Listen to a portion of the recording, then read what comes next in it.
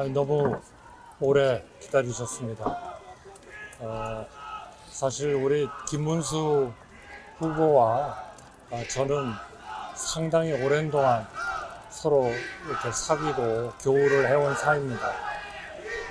경기도 지사를 하실 때에도 제가 여러 번 가서 한미 FTA 저희 타결한 내용을 우리 경기도 지사님을 포함해서 많은 경기도 직원들한테 제가 설명도 하고 거기에서 굉장히 우리 경기도 지사님은 당시에 어떻게 보면 과거에 노동운동을 하고 이제 이런 그 정부에 뭐 이렇게 계신 적은 없었기 때문에 그런 하여튼 세계 전체 국제 경제 이런 것에 대해서 큰 그런 이런 그런 준비를 가지고 계시지는 않았을 것 같은데 제가 지금도 기억나는 게 아니 한미 FTA 이렇게 해가지고 이거 우리나라에 무슨 득이 있겠냐 뭐 이런 지적도 하시고 그런 기억이 납니다. 그래서 제가 좀 지켜보시죠 그랬더니 다행히 이제 그 다음에 한 10년쯤 지나서 트럼프 대통령 1기 때 트럼프 대통령이 우리나라 한미 FTA를 보면서 아니 누가 이걸 협상을 해가지고 이렇게 미국이 맨날 손해만 보게 만들어 놨냐 이래가지고 이거 당장 없애버려라 이래가지고 이제 또 막 미국하고 협상을 해가지고 타결도 다시 협상도 하고 한 기억이 납니다.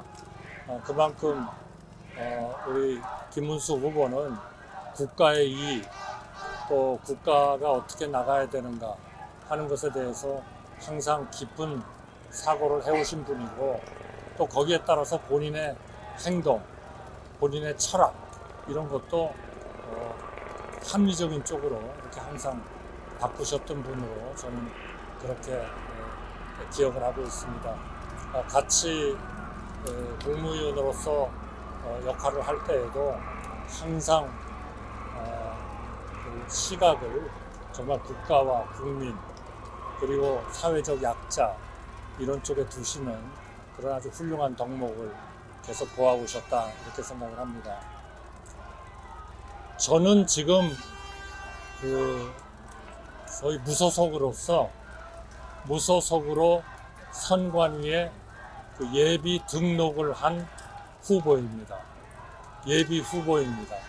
그렇기 때문에 제가 대통령 측에 출마한 예비 후보로서 제가 언론에도 나가서 인터뷰도 하고 또 외신 기자단 앞에서 브리핑도 하고 그리고 또 이낙연 총리나 이런 분들을 만나면서 이 나라를 어떻게 끌고 가야 되는가 하는 데 대해서 논의도 하고 그리고 뜻을 같이 하도록 설득도 하고 그렇게 하고 있습니다. 저는 분명히 무소속의 예비 후보다 하는 말씀을 드리고 싶고요. 거기에 따라서 모든 활동을 하고 있고 또 모든 우리 선거법에 의한 규제도 같이 받고 있다 하는 말씀을 드리겠습니다. 오늘 단일화의 문제에 대해서 우리가 속 시원한 그런 해결책을 드리지 못한 것에 대해서 우선 국민들한테 죄송하다 하는 말씀을 드리고 싶습니다. 이유가 다 있겠지만은 저는 국민을 위해서 또 우리 국가를 위해서 지금 우리가 해야 하는 이런 절대절명의 일들 이런 것들을 덮을 수 있는 것은 아무것도 없다. 저는 그렇게 생각합니다. 그렇기 때문에 저도 권한대행 겸 국무총리라는 그러한 직을 저로서 최선의 바탕을 만들고 더 중요한 앞으로 한 달 후에 시작되는 대통령 선거에서 저의 희망입니다만 국민의 선택을 받아가지고 진정으로 우리나라를 국제적으로 강한 나라, 국내적으로 부유한 나라, 또 우리 국민들이 행복한 나라, 그리고 통상마찰을 해결하는 나라, 그리고 한미동맹을 더 강화하는 나라, 또 한미일 간의 이러한 안보 협력을 통해서 북한의 위협을 억제할 수 있는 나라, 그러면서도 북한 주민의 그러한 그 어려운 점을 이해하고 그분들을 돕고 하는 그러한 소위 우리 북한과의 대화, 그리고 필요하다면 정상회담도 조건 없이 한다는 그러한 의지를 가지고 꼭 우리가 선거에서 승리를 해서 제대로 된 나라를 만들어야 되겠다. 특히 국내적인 이런 갈등 그리고 분열, 이것을 해결하지 않고는 절대로 우리나라는 경제나 외교나 국방이나 또는 민생, 사회 이런 데 있어서의 제대로 된 개혁을 할 수 없다. 저는 그래서 3년의 기간에 개헌을 마치고 저는 물러나겠다 하는 것을 분명하게 했습니다. 그리고 이를 통해서 우리의 사회적 약자를 보호하는 그러한 체제를 갖춰야 되겠다 이렇게 생각합니다. 제가 하나만 예를 들겠습니다. 지난 3년의 정부가 사회적 약자에 대해서는 좀 배려가 적지 않았냐, 이런 얘기들이 많이 있었습니다. 제가 하나만 예를 들겠습니다. 우리나라의 가장 어려운 계층이 소위 기초생활수급자입니다. 이분들에 대해서는 저희가 생계급여라는 것을 지원합니다. 매달 한 160만 원 정도를 2023년에 지원을 했습니다만 2023년 한 해에 저희가 2024년에 지급할 생계급여를 총 21만 3천 원 월입니다. 4인 가족 21만 3천 원을 증가시켰습니다. 그러니까 1년으로 보면 한 255만 원 정도가 4인 가족한테 생계급여를 드린 겁니다. 그런데 그 전 정부, 문재인 정부죠. 5년 동안에 생계급여가 늘어난 금액은 19만 6천 원입니다.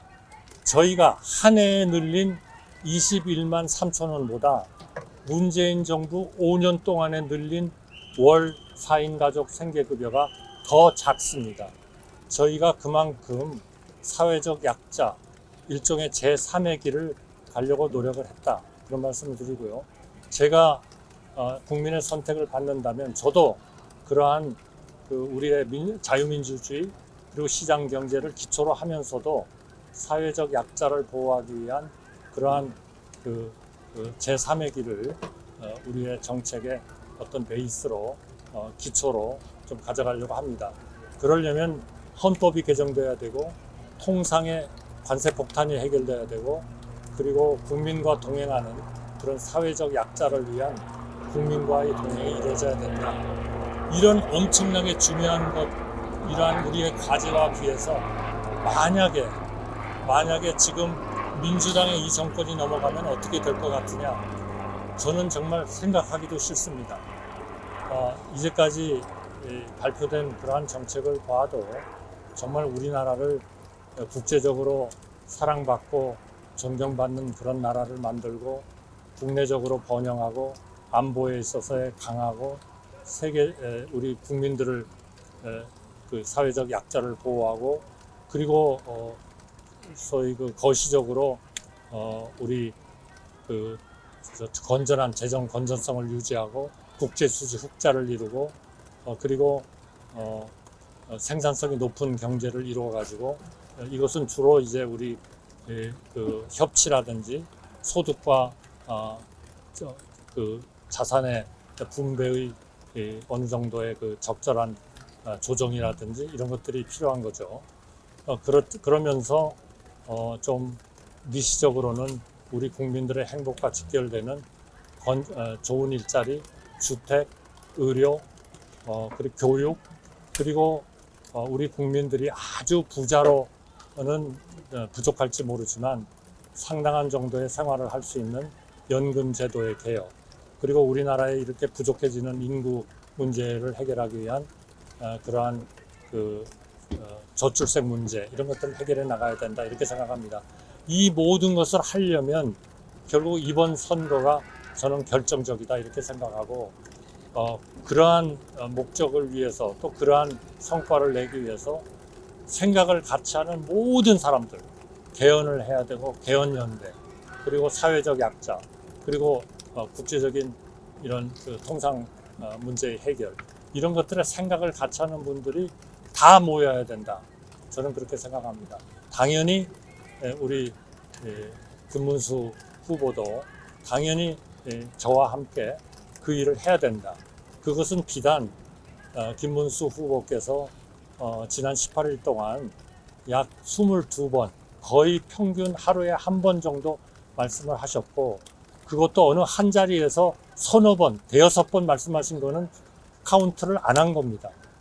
그냥 그날은 한 번 한 걸로 따졌을 때 22번이나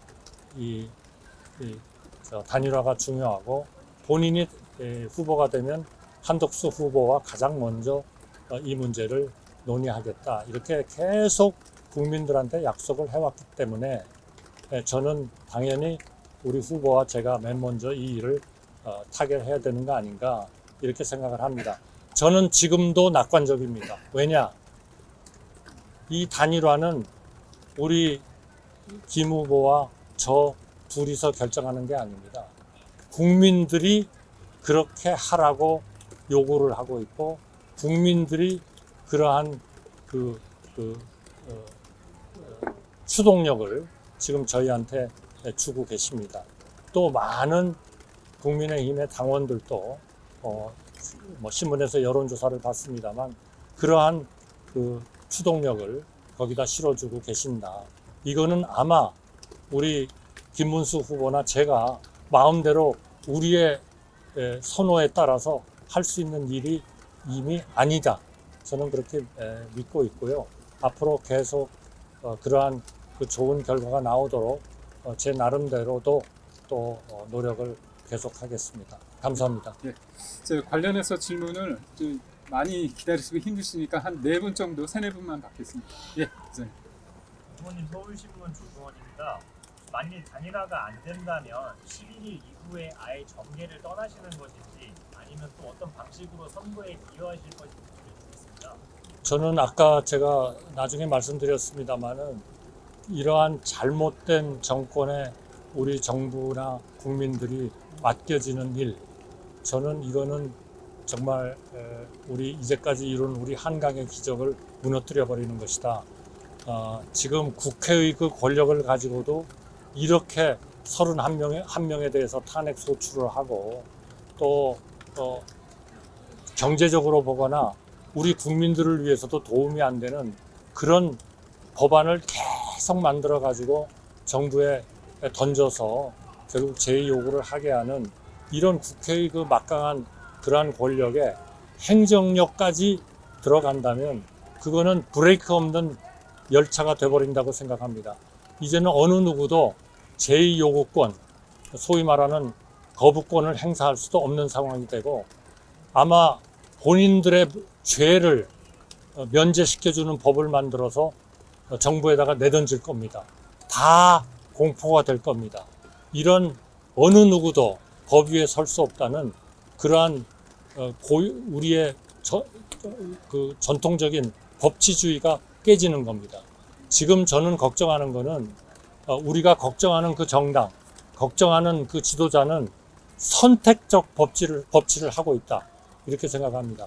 본인한테 유리하고 본인의 조직에 유리하면 잘하는 거고, 그 재판관이 잘하는 거고, 그 법원이 잘하는 거고, 본인들한테 불리한 거를 한 재판관과 법원은 전부 다 말하자면 엉터리 법관이고 엉터리 법원이고 손을 봐야 하는 그러한 조직이고, 이런 정말 이제까지 우리 김문수 후보가 말씀하셨듯이 이제까지 어느 정권도 그러지 않았던, 제가 모셨던 김대중 대통령, 제가 모셨던 노무현 대통령 절대로 그러지 않았습니다.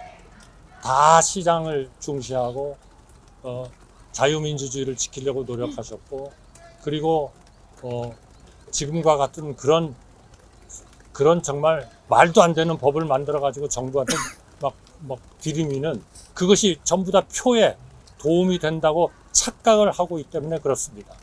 절대로 우리 국민은, 현명한 우리 국민은 그런 생각을 하고 계시지 않고 그런 선택을 하시지 않으리라고 생각합니다. 네, 예. 시사인 권은혜 기자라고 합니다. 후보님 아까 국민의힘 주변과 대선 출마 과정에서 전혀 통화한 적이 없다, 만난 적도 없다고 하셨는데 단일화나 그 대선 출마 관련돼서 그 지도부 국민의힘 지도부가 그동안 연락을 전혀 안 하셨는지 다시 한번 저는 이런 그 경선 과정에 영향을 줄 수 있는 그런 일은 하지 않았습니다. 한 분만 더 받겠습니다. 예. 입니다. 22번 단일화를 김문수 후보님이 말씀하셨던 22번이 넘죠. 실제로 말씀하신 거는 아마 수십 번 더 얹어야 될 겁니다. 근데 만약에 김문수 후보님이 그 후보님과의 단일화를 구체적으로 말씀 안 하셨다면 출마를 안 하셨을 겁니까? 저는 출마를 했을 겁니다. 왜냐하면 앞으로 6월 3일이 워낙 우리나라의 운명을 결정하는 그런 선거이기 때문에 저는 당연히 거기에 출마를 했을 거고요. 그러나 단일화가 전제되지 않는 이번 선거는 저는 굉장히 어려운 선거가 될 거다. 그럼 결국 우리 국가와 국민과 우리가 이제까지 쌓아왔던 소위 한강의 기적이 전부 다 정말 엄청난 위협에 처하게 된다. 그래서 저는 이거는 반드시 되어야 되고 저는 되리라고 믿습니다. 우리 국민과 이런 당원들이 그거를 어떻게든 되도록 힘을 모아주시지 않겠나 그렇게 생각을 하고요. 아까 제가 11일까지 단일화가 안 되면 어떻게 하겠냐 하는 말씀을 드렸습니다만 저는 제가 국민에 대한 기본적인 예의는 단일화가 이루어지지 않은 상태에서 제가 후보 등록을 하는 것은 그거는 맞지 않다. 제가 국민들에 대한 최소한의 예의는 등록을 하지 않는 것이다. 이렇게 믿고 있다는 말씀을 드립니다. 후보님 그럼 마지막으로 하나 하겠습니다. 예, 아닙니다. 죄송합니다. 질문하십시오. 아니 제가 지목을 하는 겁니다. 네. 한국일보 나광현입니다. 질문 드리고 싶은 게 사실 지금 단일화에서 중요한 게 두 분이서 시너지 효과가 나야 되는 거잖아요. 근데 당 지도부에서 지금 약간 강제 단일화라고 볼 정도로 자체적으로 진행을 하고 있는데 사실 이렇게 되면 단일화가 돼도 효과가 크지 않을 수도 있다고 볼 것 같은데 후미님은 이런 식으로 당 지도부가 단일화 진행하는 거 어떻게 보시는지 궁금합니다. 이거는 정말 정치의 최고 전문가들이 판단해야 할 일이다. 저는 그렇게 생각합니다. 저는 그 문제는 판단을 하지 않겠습니다. 그러니까 그 시너지 효과라는 게 어느 분야에서 얼마나 날 수 있는 거냐 하는 거는 제가 그거를 충분히 분석할 만한 좋은 그런 정치에 대한 그러한 그 통찰력과 지식은 저는 없다 생각합니다. 다만 저는 우리 국가가 국민이 그리고 우리 국민들의 민생이 또 우리 국가의 국제사회에 있어서의 지위가 통상마찰이 이것이 해결이 되려면 지금과 같은 이런 분열 그리고 갈등 이거 가지고는 안 된다 하는 것은 이미 판정이 됐다고 생각합니다. 그렇기 때문에 우리 단일화는 그런 것 때문에 필요한 거다. 모두가 같은 생각을 하는 사람들이 다 뭉쳐야 된다. 이렇게 생각하고요. 아까 저 질의에 제가 답변을 못 드렸는데 저는 우리 단일화가 어느 쪽으로 되든 저는 우리 김문수 후보를 열심히 제가 할 수 있는 한 도울 겁니다. 그게 국민들한테 경제의 문제를 제대로 설명하는 것이 될지 외교의 문제를 설명하는 것이 될지 모르겠습니다만 제가 50년 동안 쌓아온 모든 것을 총동원해서 모을 거고 힘을 모을 거고요. 또 제가 아는 많은 분들이 이러한 개헌연대 그리고 힘을 모으는 데 합치도록 그렇게 제 나름대로의 노력을 하겠습니다. 네. 오랜 시간 너무 질문 하나 있습니다. 죄송합니다. 오랜 시간 감사합니다. 감사합니다. 하나